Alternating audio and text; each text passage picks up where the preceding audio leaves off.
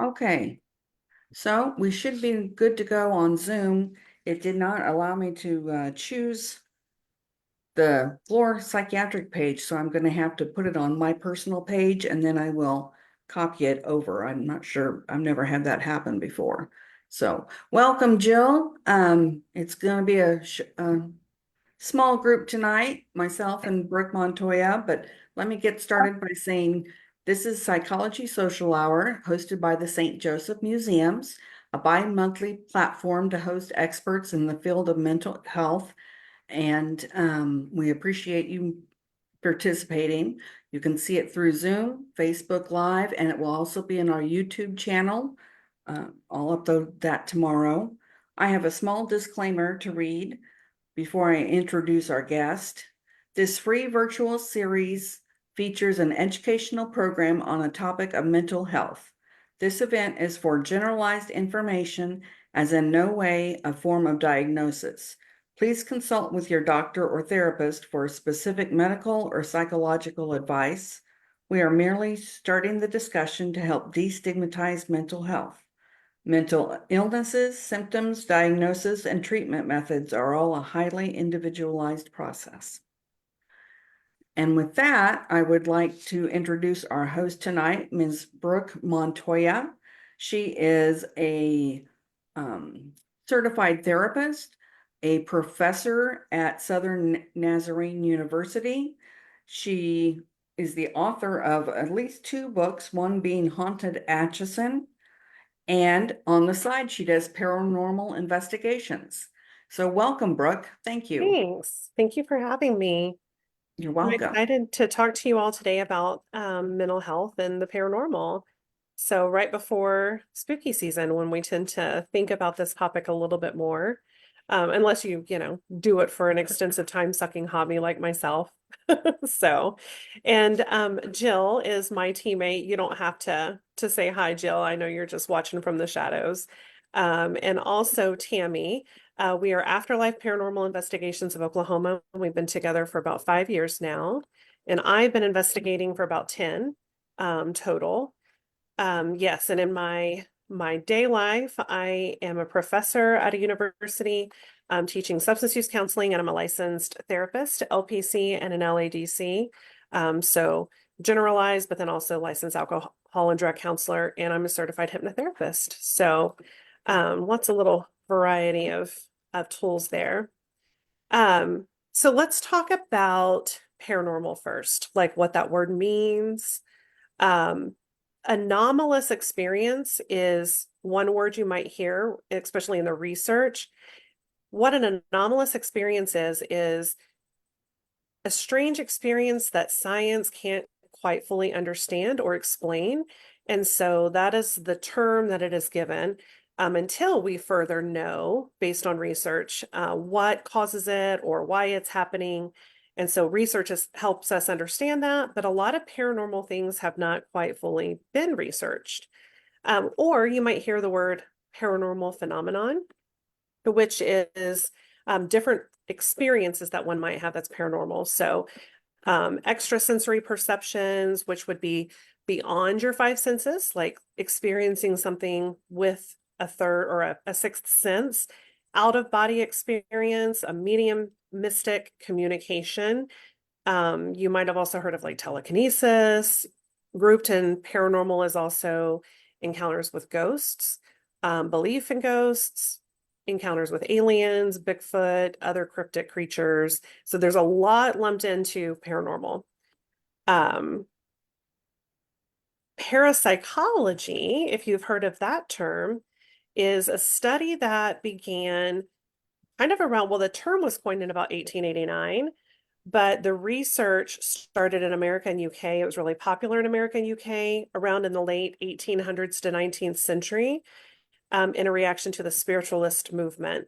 And so people begin studying parapsychology, trying to understand paranormal experiences. There was the first lab was at Duke University, so very reputable universities were studying parapsychology. And so you had the field of psychology and you had the field of parapsychology. And for a while, people were really interested in this, but as things came out, they started having the reputation, kind of like they were calling it a pseudoscience. And so their reputations were being damaged in the field, these people who had, lots of knowledge and academic experience. And so it kind of started dying down as a field in around the 70s and 80s. If you've ever seen Ghostbusters, the first scene was inspired by Duke University. So back when they were what were studying the cards and can you read the mind or can you guess what's on the card? So some of the first earliest psychologists like Freud and Carl Jung also studied paranormal stuff. Like Freud specifically had an interest in dreams, telepathy, and superstition, whereas he felt these were coming from repressed memories and anxieties driven by that. And then Carl Jung, if you've heard of Carl Jung, he was very much into the occult. So he was Freud's predecessor, and his mom and grandma, he says, could see things that were not there. And he said one time he was outside his mom's door and he saw this glow coming from her door one night when she was in there. I guess had a lot of severe depression, and so she stayed in her room a lot. He was often alone playing, in his closet or whatever he says. But his mom described a time where she saw this spirit with no head. It was just kind of floating there. So his mom and his grandma, he thinks, were maybe mediums. They could see things. And he also had some ghostly experiences. And he coined the term synchronicities. So when we think of synchronicities, they are experiences that are not coincidental. They're meaningful. They're like, I'm thinking of you and you call me, right, on the phone. So that's a synchronicity, or things that line up that have meaning, which that's really hard to study, right? So we would lump that into kind of a para experience or a paranormal experience. And then I want to tell you one other thing about some of the background of some of this research and what we do know. Kubler-Ross, if you're familiar with her, she was the one who established the theory of the 5 stages of grief. But before her expertise in that, she was a social worker and she worked in hospitals with the dying. And she talks about how, one, she always thought it was really sad how we kind of, back in this time, this was probably in the 50s or 60s, we would lock people away in the back of the hospitals when they were dying. Doctors saw it as failure instead of, the way we treat the dying these days. And so she thought it was always so sad that they were kind of just in the shadows of the hospital, hidden away from people. But she started noticing these experiences that they were having where just a day or two before they would die, they would start to see somebody that they knew that was passed away.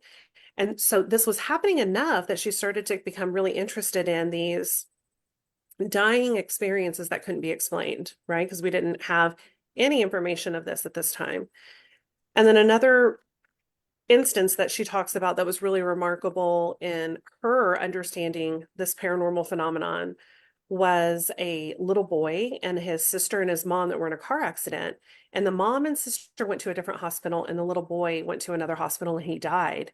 But they had no way of knowing. But they had said, how's my little boy? I just saw him. Is he okay? And so they hadn't been told that he had passed away yet, but he had come and visited them in spirit.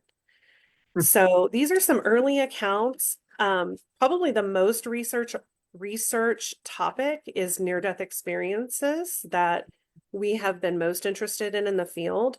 But there's so much that has not been explored because it's hard to research, right? It's really difficult to research something that is less tangible than sometimes are things that happen with mental health.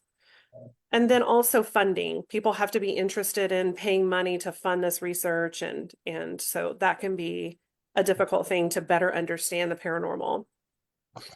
Also, I just want to pipe in before I go too far that whatever questions you have, feel free to jot them down or put them in the chat. And I'd love to be able to answer whatever questions you all want to know more about at the end. Okay. So when we think about psychology, we're thinking about DSM disorders, which is the Diagnostic Statistical Manual. We're on the 5th edition.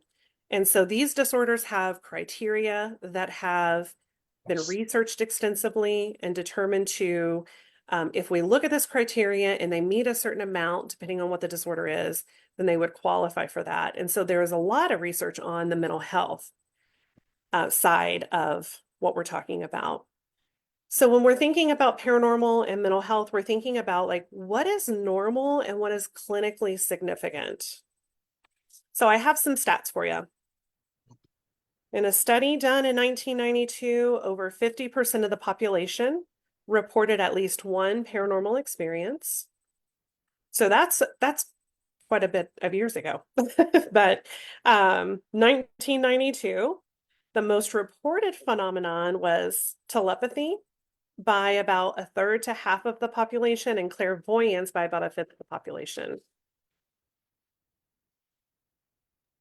Then, Impressive. yeah, yeah. Then in 1991, a research study, 1 in every 4 Americans believe in ghosts. And then 1 in every 6 Americans felt that they had been in touch with someone who has passed away. So that's pretty remarkable for 1991. In 2005, 3 in 4 Americans believe in the paranormal in general. So that's pretty, we'd have to look at that research to see like which elements they are mostly believing in because we have so much evidence now with cameras and the ability to capture footage of things, of ghost interactions, and then also like, governments revealed that they have encountered aliens and done research on aliens. And so those things are no longer as elusive as they used to be. So also a British poll, 64% believed people have powers that cannot be explained by science. And 47% believed in thought reading or reading one's mind, reading somebody else's mind. And 34% believes in psychokinesis. So we have a lot of belief in different things, even though we don't have any, well, although it's not as researched, I guess is what we'll say. Another thing that determines people's beliefs and experiences is their culture. So the culture of an individual determines the type of experience that they report, how they report it, and then how they respond to those experiences. We've encountered this as a team where somebody might have an experience with something they feel is maybe negative, or you might even call it demonic, and the way they envision it, whether it's even in their dream or it's an actual experience that they had, is based on their cultural and spiritual beliefs. And then if you were to talk to somebody in a different country, that image, that dream, what they felt like they saw could be something totally different than how we've idealized what that looks like. So that's really interesting. But research has determined that paranormal phenomenon does occur during waking consciousness. So this is not stuff that's just explained by, when we're unconscious, when we're dreaming. We are aware and awake, and they are compelling experiences for people, meaningful and personally significant. So I just wanted to share a little bit about what got me interested into the paranormal. I, not growing up, I've always loved things scary, although I was a very scared little girl. So it's surprising that I go into, big old dark hospitals with nobody around and sit in the dark. But still, I'm scared of real people more than paranormal now. But watching the shows, when the shows got really popular, I remember watching them and thinking, okay, that's interesting, but I kind of need to see it for myself. I just didn't know if I believed or not. And a lot of times people who believe have had an experience, whether they lived in a house that had a ghost in it, or, they saw something when they were growing up. This was not the case for me. I just was curious about the shows. But when my boys and I would travel, we would always go on a tour of something spooky or something that was supposedly haunted to try to kind of see if we could have an experience. And one time we were on a trip, and I didn't even know how famous this place was because, shows were limited, but we went to Waverly Hills Sanatorium.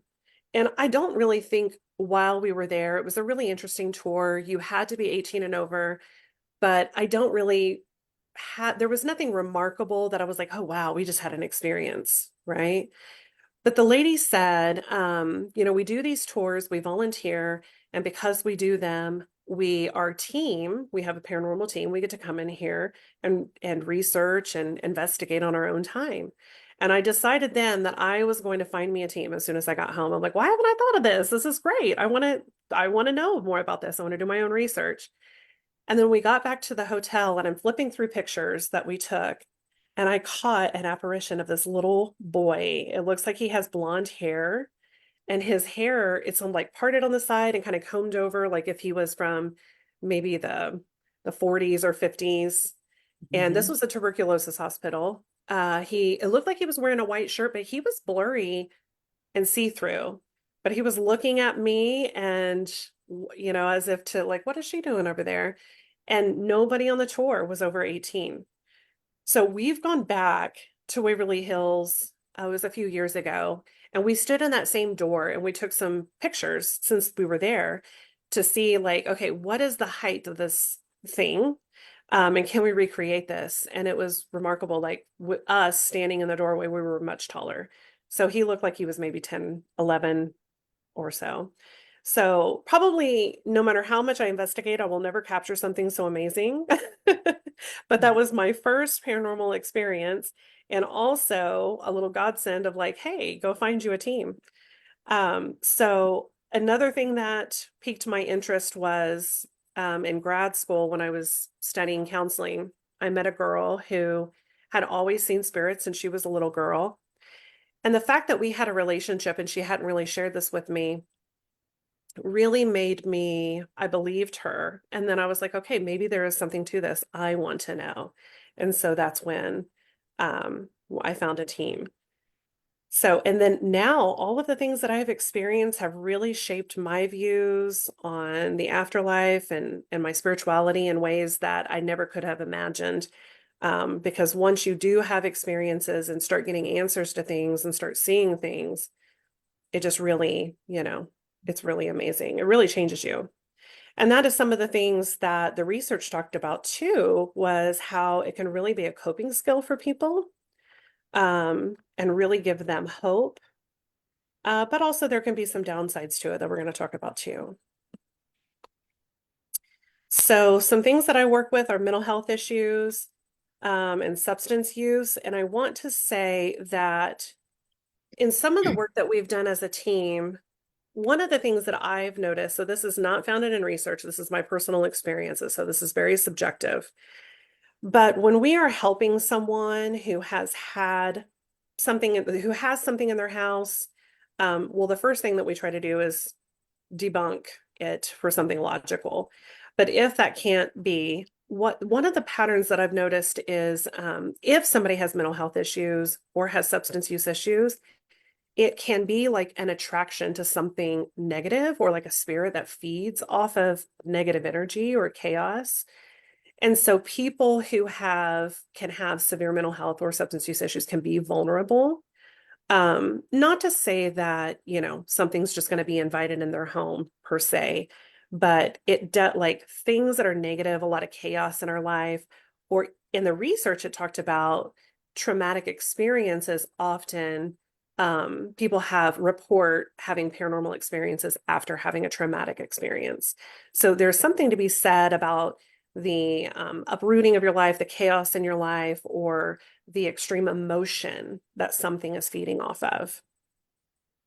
And then also, one of the things that we do is we ask people if they do have any mental health diagnosis or substance use, because on the other side of the coin, paranormal can look like mental health, or it can look like substance use issues, whether it's misuse or whether it's a full-blown addiction. So those are two very difficult things sometimes to tease out in what is happening. Um, Also, I just want to say that children and adolescents are really vulnerable because, especially for something negative to be invited in their life. So being careful with children around the paranormal. They can easily be tricked by something that doesn't have good intentions because, children just like imaginary friends and want somebody to play with. And then adolescence, you have all of this heightened emotion, and life is kind of chaotic when you're adolescent. You're vulnerable with these fluctuations of hormones that create big emotions. And they also are a little curious sometimes about this kind of stuff. I don't know about you, but I was definitely maybe trying to see if I could call Bloody Mary in the mirror or something. It never Mhm. worked. But, if they're dabbling with something a little bit more useful in bringing things into their life, they may not realize it, right? Or playing Yeah. around in an abandoned building or something like that. So a lot of the calls that we get, people have dabbled in things that they didn't understand, and have invited something into their life that they didn't realize would happen. So, okay. Some other things that I wanted to talk to you about are, let's see. Oh, paranormal interest and unhealthy use. So sometimes people get interested in the paranormal out of curiosity, whether it's getting readings from their loved one, like getting a reading with a psychic medium or something that can connect with people who have passed away, or ghost hunting, or seeking ghostly experiences, and they don't know what they're doing or how to protect themselves. And so it is important, um, before people try to do any kind of ghost hunting, that they have some information about that, because you don't know what all is out there. And everybody has different beliefs of like demonic spirits, or I guess they wouldn't really be spirits, but demons and negative spirits. But we have encountered some things that definitely wreak havoc on people's lives, whatever you want to call them. And so protecting yourself before you go and want to have an experience. But also, what's interesting is it can become like a coping skill for people in a healthy way, or a crutch in a negative way. So when people connect with their loved one, that can be very healing. I have seen some amazing, like what therapy couldn't do in 6 months, or what therapy it would take 6 months to do. A reading could provide some really amazing healing for people, especially when they're a skilled psychic and there's no way for them to know things. That can really be some great instant healing for that grief. But sometimes it's so alluring that people continue to connect and continue to connect. And that can become, an unhealthy way of coping. Or if they're trying to get answers to their problems, it can like make them dependent versus empower them, right? Mhm. And then also it can become compulsive if it progresses. So for example, when we think about like substance use, we think of people experimenting maybe with alcohol or drugs, and it's fun, it feels good, they like the feeling, but then it progresses, they need more. The brain is feeding off of those chemicals of like elevated dopamine, and then it takes on kind of an unhealthy pattern. And paranormal can be the same way, because anything good can be misused, right? But the paranormal can be the same way. When you are sitting in a dark room and you're waiting for something to happen, it can be very boring. But when something exciting happens, your adrenaline is just flooded. It's surges the dopamine and adrenaline, and that can be very intoxicating. But what happens is you get desensitized, right? Just like building up a tolerance to substances. You can get desensitized to those experiences and seek newer experiences, more elevated or dangerous experiences, maybe even like, going places that are not safe, or using equipment that's not safe. So I just want to encourage people to be careful and pay attention to those things. Okay. Okay, so some other mental health and paranormal connections, and this is according to the research, like I read a review that was over lots of research over a period of time. Um, in 1995 was when this research was published, and it said those who report paranormal phenomenon have been found to experience higher levels than normal of psychiatric symptoms. So, what's interesting in the research, and I don't think we know enough of how these things are connected, But they were talking about things like schizophrenia, people hearing voices, having delusions, or other psychiatric illnesses, depression, bipolar disorder, which can also have psychosis type symptoms.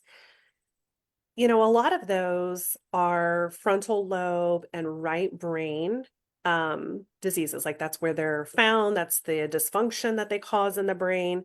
And when they look at brain scans of paranormal activity and experiences, those are also tend to be in the same brain regions.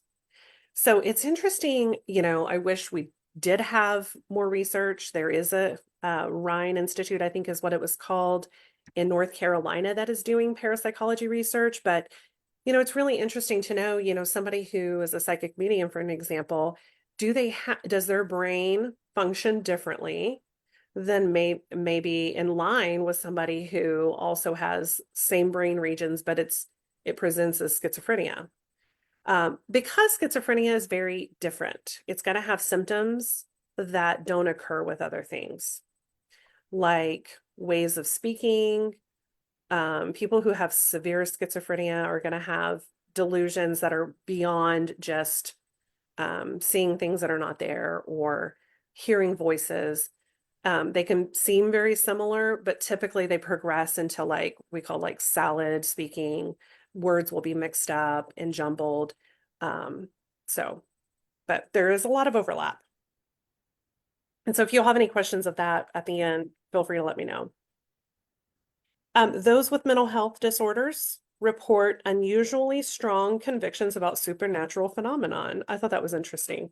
So those with mental health disorders report unusually strong convictions about supernatural phenomenon.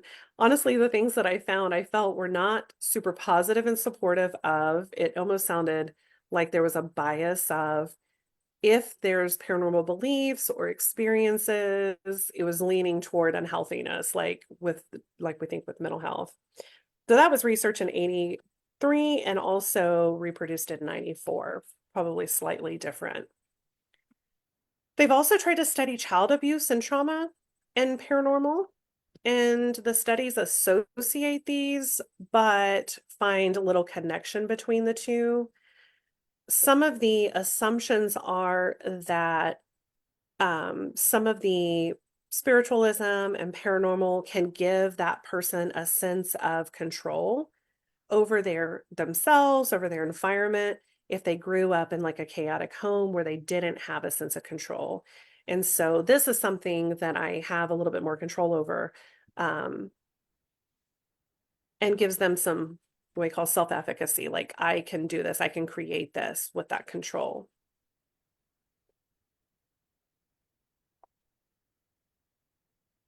Okay.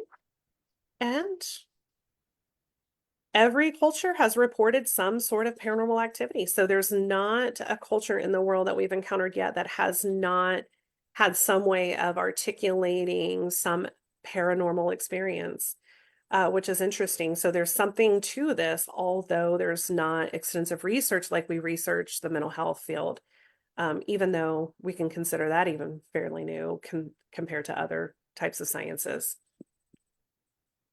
People are feel fearful of sharing, so that also makes gathering information a little difficult. But there's a stigma with paranormal, there's a stigma with mental health, right? So this is like a double whammy here.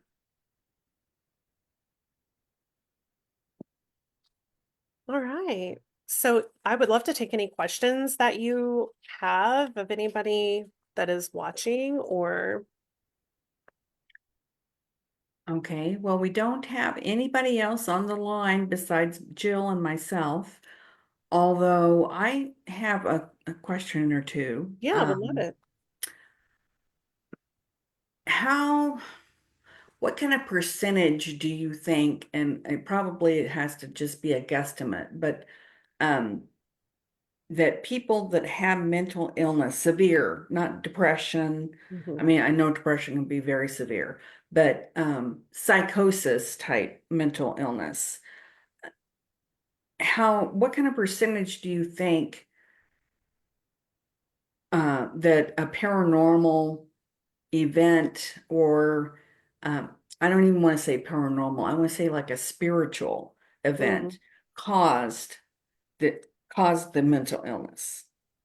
Is there Oh, any research on that? okay. Let me clarify what you're asking. Are you saying, like what kind of spiritual event? Help me understand what you mean. Like, are you saying that a mental or like a paranormal event potentially that was spiritual created the mental health The diagnosis? mental illness problem, yes. Hmm. Tell me what you're thinking. Well, there's not many people that know my situation, but I am diagnosed schizoaffective disorder Hmm. with bouts of PTSD and depression. So I kind of got the gamut. I'm a very hypersensitive person when it comes to energy and spirituality. I have been seeing a psychiatrist for almost 8 years and taking medication for schizoaffective disorder so I can function in day-to-day life and pay my bills Yeah, great. and that kind of stuff. But I went through a really bad divorce, lost my kids, lost my house, um, was forced into a world that a situation that was kind of out of my control when I was teaching. I was teaching students, middle school. It was more active in middle school. The spirituality type stuff going on. Black magic Mm-hmm. kind of played into it. Yeah, like Um, things that you were participating in or doing. Not things that I was doing, but messages that I was receiving. Oh, okay. Yeah. Um, uh, and not verbally, Mm-hmm. but messages through the TV or through Mm-hmm. different signs or through animals. Mm-hmm. Kind of like some people are strong enough at projecting their spirit or projecting their ideas on another person without having it be a physical or a verbal event. Mm-hmm. Mm-hmm. Um, Yeah, and one of the things that we know about like schizoaffective disorder and schizophrenia is there oftentimes is a religious component that emerges mhm, where um somebody will make preach all night long thinking they are that is their duty and that God has asked them to do this or that they're an angel sent to earth. So it is a really interesting and with brain scans and things like that, I'm not sure now what we know about that might be connected. But when I think about some of the research that I read about where in the brain some of these things are overlapping, it's really interesting that there might be certain connections of areas of the brain and how it presents a little differently. So, um, but yeah, I mean, it's an interesting connection. And I think you think back to some of the stuff even in the Bible of people having these experiences, how much of that were they actually psychic mediums or, but we mhm, thought that they were, ill. So, right. yeah, I don't know. I mean, I wonder how much of that is and it might be that schizophrenia changes the brain so much that it allows that energy in you know, the Mhm. energy of our spirit guides, the energy of the universe. So who knows? Yeah, that's a great question, but we do see that for sure. Yeah. Another thing that I was seeing during this time, it was a very turbulent time in my life. Um, and it appeared to me that some people were able to that they have such strong sense of spirit or para, I don't even know what to call it, but they can project and make other people do actions just Mm. through thought. Hmm. Any talk about that? Any? Yeah, I am not familiar with um that as far as like willing people to do things just by thinking it. Hmm. Yeah, I'm not sure. I'm not sure. I'd have to look into that. Yeah, well, I know in the Bible it says, man rules over the beasts, the animals, Hmm. and can project their will onto them. Okay. But it was just I'm not in a situation like that right now. I'm in a much Hmm. healthier situation, Yeah. living situation. Yeah. But it was very intense for a period of years. Um, there was another question I had. Oh, have you heard of anything called epigenetics? Yeah, absolutely. Okay, I went to an epigenetic Mhm. doctor here in Kansas City, and he said probably the trauma that I underwent from various different sources in my life caused Mhm. cortisol to shoot through my brain. Mhm. And then that is what probably started the schizophrenic Yeah. um, A lot of times those genetic messages. markers are passed on. There's a hereditary component to schizophrenia, schizoaffective disorder, even depression and other mental health disorders. And so they can be activated by a crisis, a traumatic event, um, the high levels of THC and marijuana these days. We're seeing a lot of activation of schizophrenia in Hmm. people who are prone to having it. So if, and a lot of people don't know that they have a family history. So other substances can activate that in addition to the things that I said, like trauma or crisis. So absolutely. Okay. Mhm. If where would you recommend people go to research um, issues of this nature? Issues like if they're experiencing or they have a hereditary, yeah. So, oh, that is a great question. Um, I mean, definitely, I mean, anything can be found on Google, right? As far as, but make sure it's a credible resource, right? Right. A mental health website. Um, There's also some really good documentaries about schizophrenia that people's experiences because schizophrenia is specifically is on a continuum. So there are people who, even though we don't really diagnose it that way, we diagnose it more of like how many criteria do they meet. Hmm. You can have people running companies as a CEO.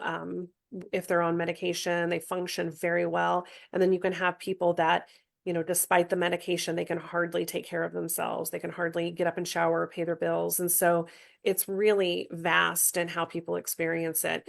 And a lot of times, what we see are the people who, um, unfortunately fall into like, the severe mental health at the community health centers or people who have lost everything and are without a home Hmm. um, or in prison, right? We have a lot of mental health in prison, but Yeah. that is kind of like what we see the sickest of the sick, and not everybody experiences schizophrenia like that. So there's some really good documentaries on that. But I would also say if they know they have a history of that, go see a psychiatrist and see what they can do to maybe um, do some protective things to not, you know, increase their potential of not activating that. And in some, it just comes on around the crisis age of kind of late adolescence, right? Because that's a Hmm. big transition time for people that tends to, we see a lot of activation there. But there's probably things that people who know far more than I do about this topic, as far as the diagnosis and stuff like that, that can help them maybe what they can think about to take care of themselves and Okay. signs to look for. And as far as the paranormal side of it, how would, again, what what resources would you recommend that people seek out to protect themselves from whatever spiritual stuff is going on? Yeah, yeah. And I would say if somebody does have a mental health diagnosis that really disrupts their life, like severe depression or even functioning schizophrenia, like where they've been diagnosed with this and they're on medication or bipolar disorder, be very careful because you are more vulnerable, somebody Mhm. with a substance use or even if you just have a lot of trauma in your life or chaos, that is not the time to be putting yourself out into the spiritual world and making yourself vulnerable. We all have a very strong connection with our higher power, whatever that looks like for each of us. One of our team members is Catholic, and I identify as Christian, and so we always pray for our angels to protect us and to be kind of wrapped in a bubble of protection. We say a prayer when we leave a location. And then we also don't dabble in anything in our homes or in with like dark rituals or anything that could invite things into our life that we don't want to mess with. Sure, Yeah. sure. I also want to say a fabulous book that I have read that because there's so much overlap in how people experience ghosts and schizophrenia is a book by M. Scott Peck. He's a medical doctor. He's actually a psychiatrist. And it's called Glimpses of the Devil. I have it here. Oh, I'm blurry. You might not be able to see it. Nope. No, just kidding. It's not gonna work. But M. Scott Peck, Glimpses of the Devil. It says a psychiatrist's personal accounts of possession, exorcism, and redemption. And he encountered the priest who worked with the original movie of the exorcism, right? That little, I think it was a boy. That priest worked with that individual and did that exorcism. And I don't remember how they got connected in the book, but he talks about going to lunch with this priest and asking him questions. And so this was like in the 70s. And he says, I just don't believe in that. It's all mental health, whatever. But he said, you know what? I'm curious. Send me your cases you think are demonic possession, people that come to you that said, I'm possessed. And he said, I'll evaluate them, give them a mental health evaluation, and I'm going to roll it out. And there was two cases that he could not rule out as mental health. He just could not understand what he was seeing, and it just didn't quite fit. And so those are the cases that he talks about in the book. So it'll really help. Even as a mental health practitioner, I've had supervisees that work in the field who we meet every week to talk about their cases because they work under my license, who have had experiences that even they could not, like, this does not feel like mental health. One in particular, she had a very strong religious faith and she felt it. And then she saw things that she just could not explain, not normal. And when we staffed it, especially because of what I do, we staffed it. And as we saw time progress, the signs of what felt like possession, which is very rare, mind you, were very evident. And so, although that doesn't happen very often, it's good to tease out what is the difference in that. So we're not missing those two in the mental health field. I really wish therapists better understood that because there's probably a lot of people who maybe are experiencing that's getting that missed, right? Mhm. And no medicine or CBT or whatever is going to fix that, right? That's a spiritual battle. So, Yeah, yeah. yeah. Interesting. Well, I don't think I have any other questions right now. I may shoot you an email or two regarding more personal Yeah. um, lines, but I think for the general public, we've talked about what we need to talk about right now. Yeah. Thank you very much for coming on, Yeah, thank and you. we look forward to hosting you in our museum coming up Yeah. on the 5th. Is that Oh, correct? I'm so glad you mentioned that. Yes. So October 5th, we are doing a public investigation. So if you want a safe way to maybe have an experience, you can come with us. We have equipment. We can walk you through some safe ways to try to communicate. and answer your questions and things like that. But it is a real investigation. It is kid friendly. We do have some that are signed up. It's 10 and above. And so we will make sure there's a safe group with kids that feels a little less scary because setting in the dark can be a little, frightening. Mhm. And so yeah, come meet with us. With your ticket, you also get a free copy of my book, Haunted Atchison, which is 20 minutes away, I believe, right? Just across the Yeah, border in Kansas.